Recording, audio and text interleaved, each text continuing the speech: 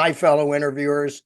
Today, I'd like to talk about a part of the interview process that is often glossed over, probably because it's something we do so often in our life, we don't think it requires preparation or planning.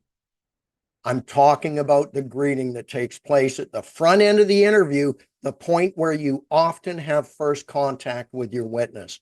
Now, it seems simple enough. I mean, how hard is it to introduce ourselves, right? We say something like, "Hi, I'm Bruce, have a seat over there." Easy peasy, no?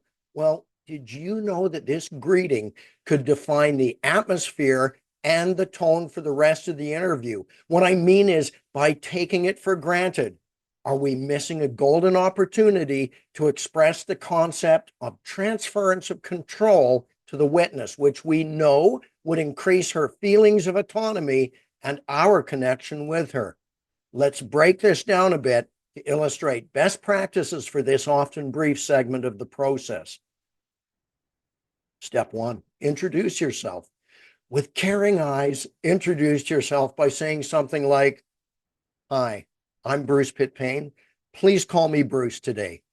This not only gives her your name, it is a small example of what we call reciprocity, where someone may be willing to tell us something just because we did it first.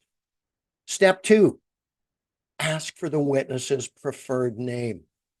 Don't assume that your witness wants to be called by the name on her driver's license or birth certificate.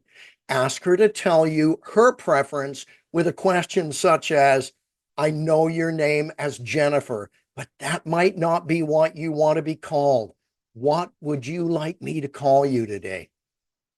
Although this may appear to be simple, here are a few benefits to the process. It tells Jennifer that you are interested in her feelings and decisions, possibly leading her to respect you.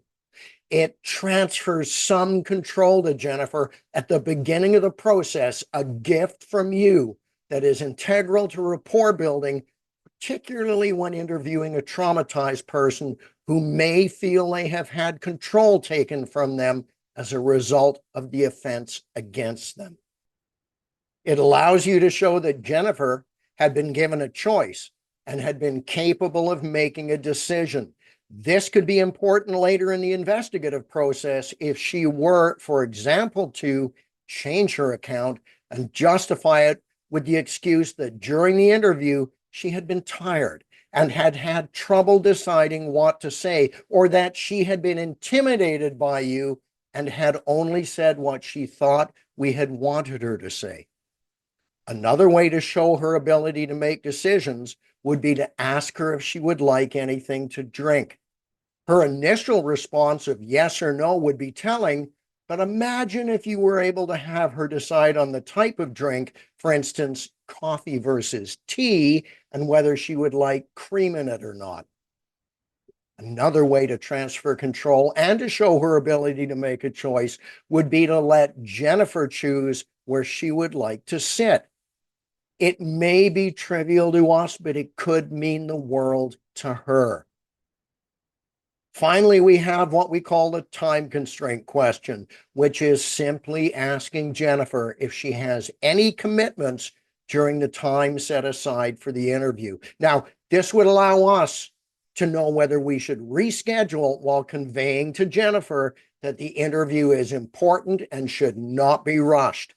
Not only would this transfer control to Jennifer, it once again would show that Jennifer had been able to make an informed decision. Investigative interviewing has evolved from relying on a simplistic, common sense approach to analyzing the effect of what in the past would have been considered trivial or meaningless.